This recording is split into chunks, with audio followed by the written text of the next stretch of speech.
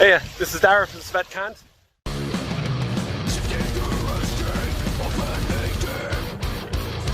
We're going to be live on the D-Metal Galaxy YouTube page on October 23rd.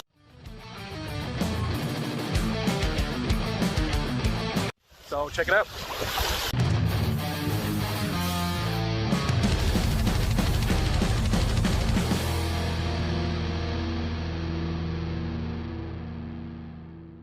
Welcome to the Metal Galaxy. This will be an interactive interview with Svet Kant. So if you have any questions, feel free to ask them, and one of us will monitor them and pass them. And if it's a related topic that we are discussing, we will ask it otherwise at the end.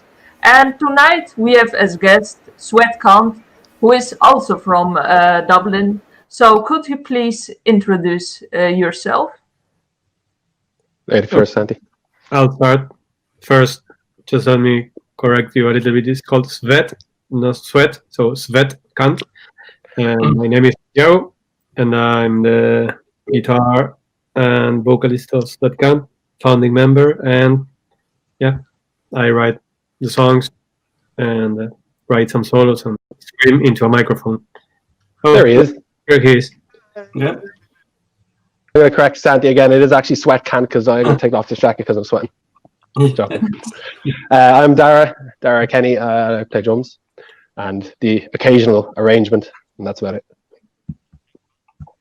And Liam just popped in a little bit late. Irish punctuality. So Liam, can you tell? Better late than never. Yeah, exactly. So can you tell? I'm guitar, backing vocals, I guess riff solos are shared with Santi, and general debauchery. Good. So let's start. How did you all guys meet? I'll develop on that. So I moved to Ireland in about 2013, and then I started looking for. I kind of had Svet Kant as a project, and then when I came here, I kind of started giving it shape and started looking for amazing musicians. Of course, I only play with amazing musicians, and amazing musicians to bring this kind of project to life. So actually, I started looking for musicians, in websites and forums and Facebook pages and whatever. And first, I met Paul, who's not here today, but he plays bass. And after that, after I started showing him the tunes, then we started looking for a guitar player and a drummer. So we got in touch with Liam via Facebook, right? If I'm not mistaken. Right. Yeah, it was a Facebook group of looking for musicians. He had the album up, and I checked it out, and I was blown away, really. So I said, "Yeah, I want a part of this." Very out there music. So I said, "Yeah, sign me up." Yeah. So this was in about 2015. So we were practicing the songs as a trio, if you want to call it that way. We're not a trio. We're just missing a guy. And then I also came up. I also kind of found this guy from France in 2015, 2014, and then we kind of started jamming, and kind of things were going decent, if you want to call it that way. And then we were gonna play like a show in Fevers with, I think it was Rabbit Beach of the North, ourselves, and Morality. And I'm telling the name of the bands because Dara at the moment was playing for that band called Morality and other bands. So on the day of the gig, the drummer kind of actually disappeared, like in thin air. Still disappeared, still vanished. Yeah. It's super weird.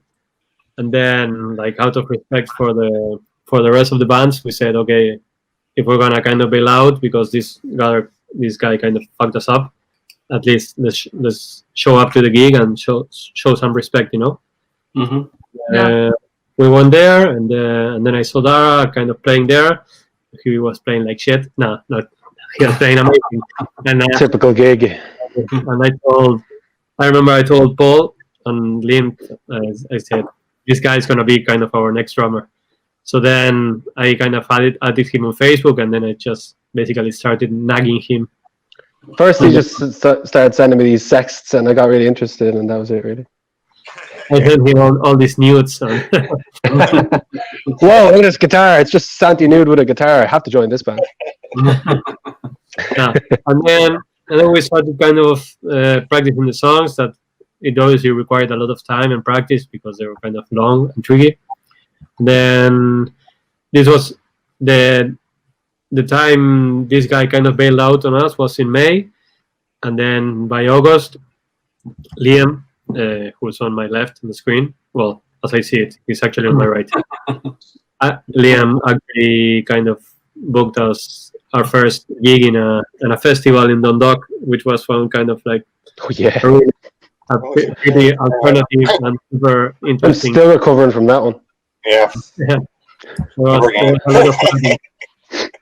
There was back in Dundalk, and then we actually started looking for promoters and gigs and venues all across Ireland, and that's kind of basically how we are still with the same formation, and fingers crossed to keep on going that the same way for a long period of time, hopefully until we die in 2099. That sounds like cyborgs. That sounds a big story, but Santiago, you said you came to Dublin, so I'm wondering why come to Dublin and so on. What's the drive? You have the rain, you have the cold weather. I know. Well, actually, because my brother used to live here, and I also studied music back in Argentina, and I kind of wanted to kind of further develop I also play classical guitar, and so I actually came here to study music kind of formally, and I kind of brought this project with me. So that's kind of cool. So well, Sunny Argentina will come to Dublin. Yeah. And it was a Royal Irish Academy. Don't play it down, Santiago. You're top of your game on the classical guitar. So, and you're still doing it, and it sounds great. I don't know killing it. How you can play. Santiago is the most modest person in the world. Oh, you want to check him out? Check him out on the classical guitar. It's unreal, and I think that nearly kind of lends itself to a lot of what Svet Kant is all about. Like not just pure heavy music, but actually maybe let's say intelligent music. Mm-hmm. So that's what kind of perked my ears up listening to the first album to get involved in the first place. So I knew his background. Right, I had heard his band from Argentina as well. What were they called? Or what are they called? Malicia. Malicia. Which means malice. Okay. Funny enough. Thrash metal band from Argentina. Oh, So nice. yeah. Even before you got to Ireland, you were like ripping up South America, touring and everything. So yeah, it was. Well, for me, it was a no-brainer. Join up with this guy. We'll see places, and we have, and there are many more places to see. Many more on the map. Big world. Actually, this might be funny, but this is my nail file. So I have to nail my fingernails when I play classical For guitar. the finger picking. Yes. And I have this, and I need to polish them and keep them very nice and tidy so that the guitar sounds good. Very I nice. lost mine. So, guys, Reduce the Svet Kant. So, Yes. Go ahead. Svet Kant. So, how you came up with this name? Means something? Yeah. Well, I'm from Argentina. Yes. And, Which place? but my grandmother she was from Slovenia. you know, Ah, from a little town called Karsko. And then, since I was looking for kind of like, you know, metal names and stuff like that and concept, like, then I probably kind of thought, okay, how many bands? Like most of the names I actually came up with, they were already taken, to be honest. yeah. And I had to kind of try and figure out a different name. So I started looking, you know, bands such as Dimmu Borgir or Opeth, who have like really kind of, or Amon Amarth, they have like really specific names. Yeah. They're not kind of like a name, kind of like the Faceless or whatever. And they're kind of in their own language, but they still kind of sound metal enough. So, like, the name of the concept of the band is kind of revolves around the concept of holy failure, which is kind of like the way I see life. That each failure kind of serves a kind of like as a learning process to kind of become a better, I don't know, musician, person, whatever you want. So if you kind of see failure as kind of as something that you're gonna learn from, then that's why I kind of call it holy failure. And then I started kind of looking for words from Slovenia or the Slav language that are kind of in the same line of that, and that's basically how it came up. Okay. So it's Svet Kant. Yeah. Svet Kant. Okay. Well, I'm not sure of how it sounds, but how it's supposed to be pronounced, but I just pronounce it as it is read. Cool. Good, guys. Quite the story. So let's now go to the what you are making. Like what I saw you, it's like mind twisting, eclectic, experimental. So I was wondering if you could explain us about this genre and why this particular genre that you wanted to play. How do we answer that one? Will I go? Well, that is obviously kind of like a bombastic statement about music. For like, we obviously play some kind of metal, and then we try and incorporate kind of little moods and elements from different genres. But I would say that whenever I write music, my main inspirations or my favorite bands, which I kind of look up to, are probably Opeth as number one, and then probably Gojira, Meshuggah, Devin Townsend, and like obviously the big four, you know, the legends, of course. But in terms of kind of specific harmonies, song strikers and stuff, I usually kind of look at these bands. So I started this project because when I was back in Argentina and I started this project, I was playing in a thrash metal band, but there was not much room to kind of to push the boundaries a little bit. So I started this project kind of trying to play or trying to create music in the styles of Opeth, but a bit heavier and with more blast beats and, you know, crazier stuff and stuff like that. Experimental, because it has kind of like metal as kind of as a foundation, but then if I like something from any genre, I try to incorporate as long as it makes sense within the composition. Yeah, that sounds like it makes sense, because when I saw you in Fibers and so on, it's hard to place it somewhere. And like if you mentioned the influence, Opeth is very broad. It's also where do we play this? And then thrash metal, like Gojira, are more straightforward. So it's like an interesting mix put together. So that's great. And Darach and Liam, what do you think about this genre? What's driving you to this genre and playing? I kind of jumped in at the deep end. I was in a kind of a black and thrash band before this called Megalagog, and I was playing with them for a few years, and then I was in Morality, which is when Santi kind of found me, which was just kind of pure thrash stuff. So when I jumped into this Svet Kant playing, it was very uphill, kind of from what I was used to. So it was a big kind of struggle, like the first year, even just trying to learn the songs off the album before writing any new songs as a band. So that's kind of the way I came from it. So very kind of different from Santiago. He was already kind of in that kind of style of playing, but I was a little bit more kind of 4/4. and that's all kind of changed for then. So I've changed a lot as a musician in the last few years for the better, I hope. Yeah, thank you, Gerardo.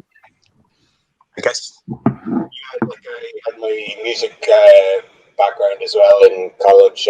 My classical guitar, all that kind of stuff, and even Irish music, jazz, classical, all of the different variations of music that I'd already known about, but learned more in depth about.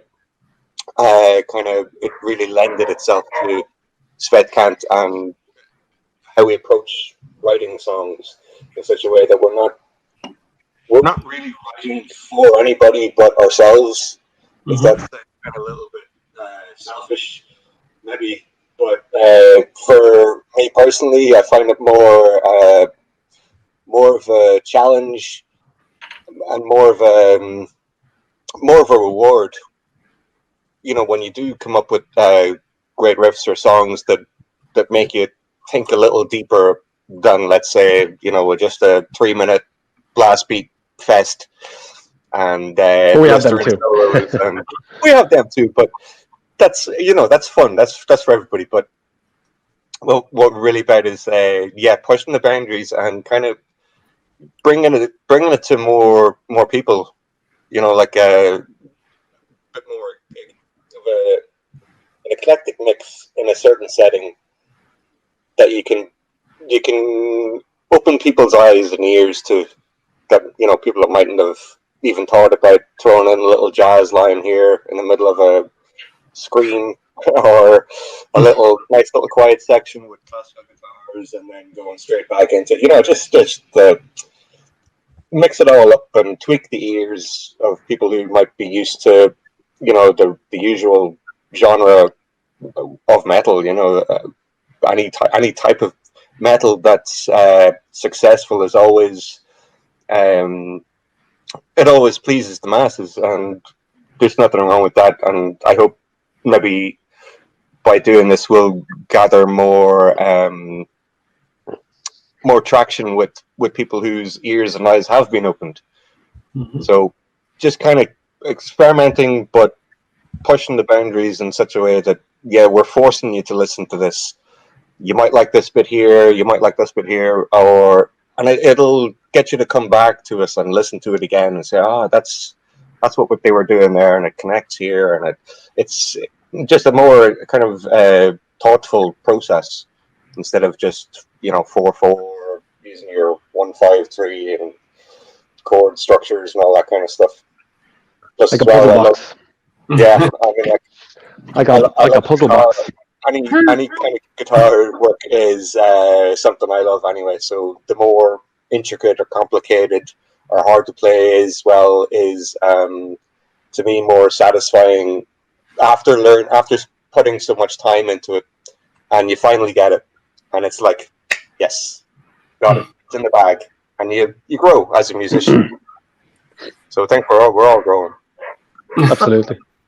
Yeah, but I think it's true what you're saying, Lima, about Ben, that you throw something there and one might like not it, but it leaves you intruded. So when I saw it in Fibers, it was the experiment. I was like, what's this, like some weird lines? And then I was a little bit like, not my kind of cup of tea, but I left the venue and I'm still a little bit intruded. So maybe when it's quieter and on, I will study when I'm like free of work. I will study Svet Kant. What's this? That's our job done, so. So, guys, as Santiago before said about his influences, Meshuggah and Opeth and stuff, so can Darren and Liam do the same? Can you tell me your influences? Maybe from, I don't know, you had a lot of stuff. Where am I? That way. That way. I started off, my influences, when I started playing music, a lot of grunge stuff. When I started playing drums when I was 14, probably Nirvana would have been one of the biggest influences when I started off. You got haircuts, Andy. Very nice. No, I didn't. It's just kind of. We're all letting it grow. Ooh, bing bong. Just the typical stuff, teenager stuff, and then as I turned around 18, that's when I joined McGallagog. So that band kind of opened me up a lot more to a lot heavier stuff, a lot of kind of epic, more kind of power metal stuff. Oh, And then I am that. Winter Sun and stuff like that I never really listened to before, that I really kind of got into. And then Sepultura, and then the big four were a huge influence. A lot of Slayer. Dave Lombardo is still probably my number one drummer influence. Him and Igor from Sepultura probably maybe top number two. And then again, and when I joined Svet Kant, more kind of influences came in that I didn't really listen to too much before, like Opeth and Gojira, Santi's big number two, that I really started listening to. I was aware of them before I was like, when did I join Svet Kant? When I was 24. 24, yeah. And then I listened to Gojira and Opeth a lot more, listened to their albums, and was influenced a lot more by their playing and the kind of more intricate stuff, and basically everything that's not 4/4. Like even on the last album, our album, there's only a handful of little 4/4 sections that weren't in like Sandy's original demos that I kind of snuck in there. Like, oh, that's a really good riff. What about just a 1 2 1 2 kind of little bit? Well, yeah, they're my kind of main influences, I'd say. Cool. Liam? I would have to say Queen number one. Brian made me pick up the guitar. I watched Queen live at Budapest on video so much I wore the tape out, basically, just looking at Brian May and how you could just affect so many people. And I guess that kind of showed me what kind of power music had, and so I started getting into Queen, just guitar music all over the places. That I looked at trying to find the heaviest stuff I could. I ended up going through the route via Def Leppard. A lot of crazy stuff that just had cool artwork on the album covers. That's it. Not like you can tell, I love my artwork, but I would have went through the kind of Devin Townsend, Strap Young Lad, especially just the heaviness. Again, Sepultura, the Big Four, Pantera, very big influence on me. Dimebag Darrell, I'd say, still probably one of the best guitarists that will ever live. And Dimebag Darrell, Devin Townsend, just his brain intrigues me. So all of his stuff, like I might listen to an album and not listen to anything else for months on end, and that's just the heaviness that he has and the gentleness that he has. So it's a good combination. Yeah, he covers like a lot of ground, because he was doing like in a dress. He was like standing last year in December, and then it was I was at that gig. It was amazing. Yeah, that was amazing, but it was like from heavy stuff. Suddenly he was like little tutu. Yeah, exactly. So I mean, it's a sense of humor. You need that. You do. So let's back to Svet Kant. So this is a long one, as you put a long text. Like I read that Svet Kant is on a quest of experimenting and defying the boundaries of the metal genre, redesigning both harmony and grit while defining a unique and unmissable personal sound. So it's quite a lot. So I was wondering, in what way are you crossing the boundaries, and the most defying thing you have done? That's a good question. I think Santi would probably feel that one best. I obviously, when I write music, I try to combine kind of a bit of improvisation, kind of fiddling around with the guitar, kind of, oh, this sounds cool, okay, I'll keep that.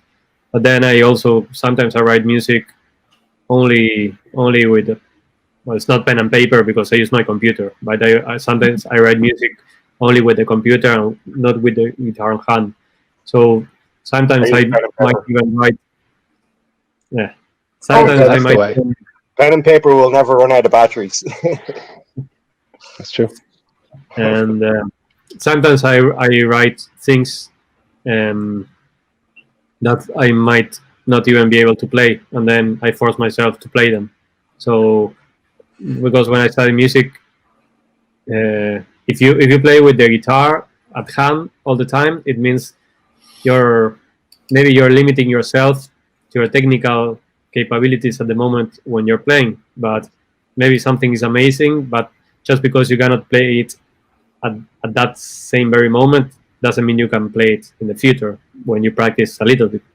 So I try to write music and kind of with a theoretical approach, and then I try to combine both, so it's kind of like formal, kind of, if you want to call it formal, it's kind of formal music writing with theory, and trying to create counterpoint between you compose, right, something. Did you say like conjure? conjure. So I try to incorporate elements from classical music, wink, wink. and then. But if you want an example, for instance, there is a song called "Labyrinths of Scorn," which it has a time signature of flamenco music. Oh, that was something to learn. That was fun. Which is kind of really, yeah, really trying to play this song is like no human can play this. It's kind of quite difficult. So I try to incorporate that, and if you that line that you just read, I think it's from our EPK and from our bio, and basically it's like I want to inspire people to kind of not just play metal, but kind of try and come up with creative good stuff that actually kind of leaves a kind of like a good legacy in the future, if you want to call it that way. Yeah, not so much instant gratification, constant gratification. So it's that mightn't be instant, but you'll come back to it and you say, yeah, that's still good. It shouldn't age badly, if you know what I'm saying. Mm-hmm. Yeah, so you try to do something unique. Someone else will not do it in the short term future. Exactly. Makes sense.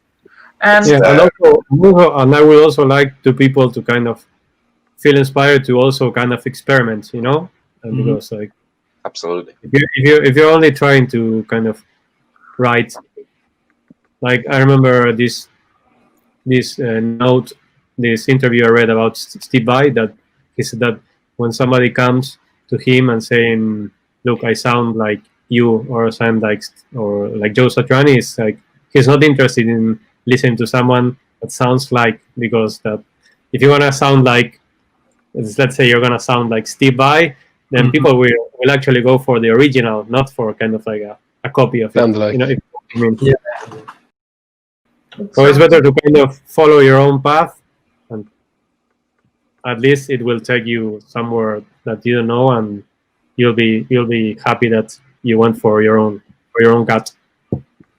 that makes sense, but I'm wondering now, like, do you also break rules? Like, I know that Opet has done something like with Waterset. I think they done something with the drums what you're not supposed to do. So I'm wondering, do you try with Svet Kant breaking the rules of? The next album is going to be a disco album. Disco. That would be something. Yeah, I used to be in a funk band called The Realm, so gonna throw a load of minor sevenths in, a lot of easy chords and pentatonic solos, and it's gonna be the quickest album we've ever written. Oh, imagine. Yeah, 3 songs, 5 minutes long each, and Boogie Central. Holy Nice. Boogie failure. Cool. So, And good stuff. So, for all of you, what was the most challenging defying thing that you did, in your opinion? learning all of the pre-recorded songs on the first album was it was like going to college again and training. I always wanted to play, rip and shred and solos and all this. But it really, one year when I was learning it, you really had to break everything down, bar by bar, beat by beat, and the challenge was the reward, basically. And certainly it looks like a long journey, so it explains why Svet Kant has not every year an album in the making. It's a long process. I mean, like Santiago's the composer, conductor, and the bus driver, really. And with the last stuff, we have been writing more stuff together as a band, which kind of I think it nearly I don't want to say flatten the curve, but it flattens the curve. Like we're on a very very odd path in the music, but we have such a good kind of connection with each other as musicians, and how the band Svet Kant operates. We can confidently start writing our own, individual parts that we can, show to each other and progress that way. But I think the idea of Svet Kant as being this entity of experimentation and pushing boundaries, that's our core purpose, so we all know this in the band. Paul does too, and he's probably watching as well. Hi, Paul. So we do write stuff with that in mind, and it pushes us to new boundaries, and you come up with stuff you'd never have thought of before, and suddenly it works when you bring it in, and someone else goes, let's put a weird harmony with that, and it works better than you could ever imagine. I think that's the direction we're taking now. Interesting. So musical-wise and personal-wise, pushing the boundaries. Sounds great. As Liam said about the curve, it's not as difficult in learning the first album, but the songs we've written on the last album and the songs we've written in the past year, it is that level of difficulty, but maybe not quite as difficult as the first album, because we've written a lot of our own kind of parts. So it's difficult in that we've pushed ourselves, not that it's this kind of this preconceived kind of notion of how the structure could kind of be, which would be kind of difficult to learn ourselves. But when it's yourself setting these limits, not limits, but kind of setting where you want the songs to be, it's this. Oh, sorry, dogs are trying to get out. It's this different level of kind of difficulty, which Liam said is just really satisfying. It's nothing more satisfying than kind of pushing yourself. Absolutely, always learning. Always. So, guys, if someone comes to you and say, you play music, and you would like to say, he asks you, you play music, okay, yes. What kind of music? And you say experimental, blah blah blah. Which band you would tell him, you are similar to? I'd say Opeth or Gojira, to be honest. The easiest answer. If you don't want to be talking for the next 45 minutes, I would probably say... That's the long answer. Metal, that is the long answer, yeah. The short answer of the two. There's one or the other. Yeah, it's like I'd say a mix between Meshuggah with Opeth vibes. Easy, but not so easy. So more Gojira drums. Yeah, and Devin Townsend vocals. Yes. I have to shave your head now, Santi. You have to shave it bald. Yeah. We'll get the wax on it. He's going to wear the tutu for the next album cover. Oh, yeah. all right, let's move to the next one before it gets weirder. So, you have toured Ireland, Europe, and Russia, and I'm wondering, not many of Irish bands get this amazing opportunity. So, can you tell us how you pulled it off? Well, tour in Ireland is obviously not that difficult because we are from here. Yes. Like since we all live and work here, and we kind of know other bands and promoters and venues, then it's kind of like you just get in touch, or somebody gets in touch with you, and then you can sort out a gig because it's, I don't know, 2 hours drive, the most 3 if you wanna go to Cork. But then to play in Russia, it was kind of like a super interesting lifetime experience. Like, How far was it from the first gig to the second gig? 10-hour drive. In the back of this van. Russian roads aren't the smoothest, and I swear to God, every time I get into a Ford Transit van, I hear that. Oh, diesel Jesus. engine, it just brings me back. I think I still have a video on my Google Photos account somewhere where we're going along this road. I'm like, hey, Santi, how's the road? And you're like, blah, blah, blah, blah, blah, blah, blah, blah. Actually, I think I've only one of the posters from the. yeah, it was an after exam party for a load of guys that just finished their exams, and they were bananas. Load of great bands there as well. Load of great friends made and kept. And We still talk to the the old time on experience. Facebook, which is great. Yeah. River Smile. They're back with the biker booking agency, I think. So Biker booking. Shout out to them. Yeah. so basically, this booking agency got in touch with us, and then we sorted out kind of like a 9 gig tour around Russia, around like some really nice place around Russia. And then since Paul couldn't come, Paul's the bass player, and he couldn't come because personal and work commitments. Then we went in as a 3-piece. So I would actually kind of I played bass during the tour. It was fun and interesting. And as I said earlier, Santi being the king of modesty, he relearned all the songs on bass in like 2 weeks. So serious shout out to him. Yeah, I mean, like this is one thing I don't get. That's why I think Santiago's an alien from outer space, kind of like Devin Townsend, but like how he plays such complicated riffs and sings at the same time. But then to relearn with the bass and sing at the same time as well, it kind of blew me away, in fairness. So props. Okay.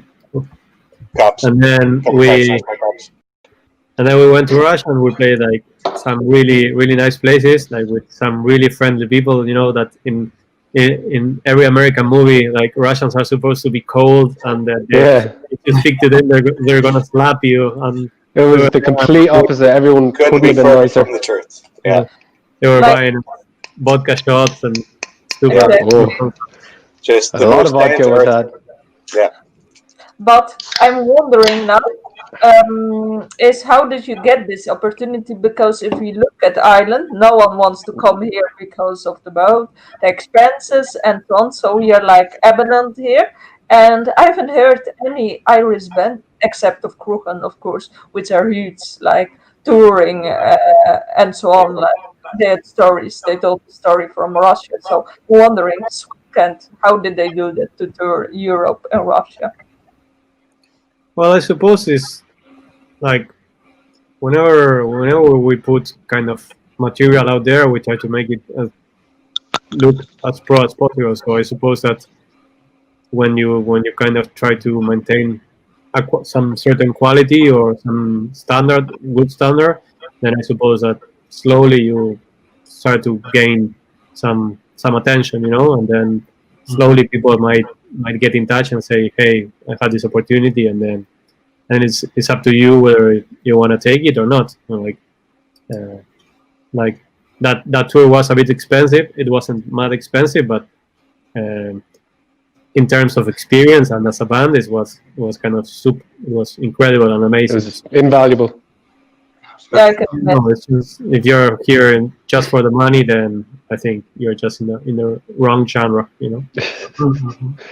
Yeah, exactly. I mean, like affordability, like and so on. So yeah, it sounds like a great journey and so on. And So also that I think that it's worth mentioning is that here in Ireland, like I'm kind of a member, or you know, if you're kind of a member of, you know, the different arts council or the Irish Music Rights Organization, they usually kind of provide funding if you're a band and if you're serious enough, and then if you present kind of like a serious and decent touring plan, then you might get some funding, and that always helps, you know.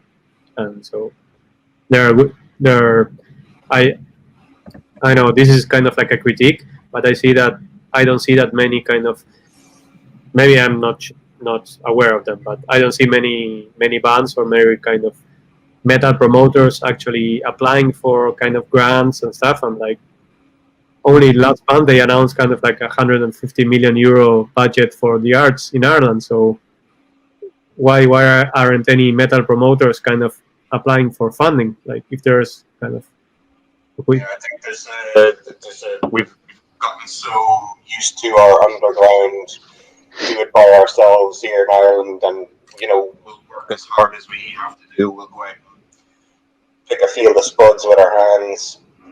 If we have to, when there's a tractor just over there, and we could use that to plow the field, you know. yeah, exactly. I think it's Good the analogy. yeah. Tractors. It's like comfy of our hometown here because like every band you see almost in Fevers and you look who has been outside in Ireland, it's like one or two and then it's like 1%. yeah, it's like that's the reason the question comes, because I was like an Irish band going abroad, whoa, like amazing. Well, I think that back in Argentina, I also I studied business, right? And you kind of had to have a plan, you know. I'm not talking about kind of having planned your absolute every day, but as a band, you have to have a plan. So, okay, you start maybe the first couple of years, you say, okay, I'm gonna tour locally, so I kind of, at least I know people in my hometown know who I am, and I kind of build some kind of reputation. And then after a couple of years, okay, you say, okay, I already played this venue a couple of times. I already played that venue a couple of times, so it's time to think ahead. So we say, okay, I think we played here too many times, so let's start looking for gigs abroad. And sometimes is after a certain amount of gigs is more about quality rather than quantity. So maybe when we played Fevers, like it was perfect, but maybe after 4 years of playing Fevers, you say, okay, maybe I'm gonna play Fevers once in this year, and then we'll kind of put all my energies into finding gigs abroad, even if there are less gigs, but at least you kind of start touring internationally, because obviously that looks really, really well in a band, you know? Yeah, exactly. It's also pushing the boundaries here, Svet Kant, going abroad. Always.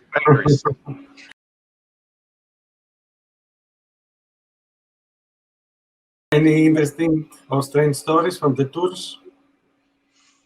Usually the bands have strange stories from Russia. Good question. Yeah. Trying to think something that's PG.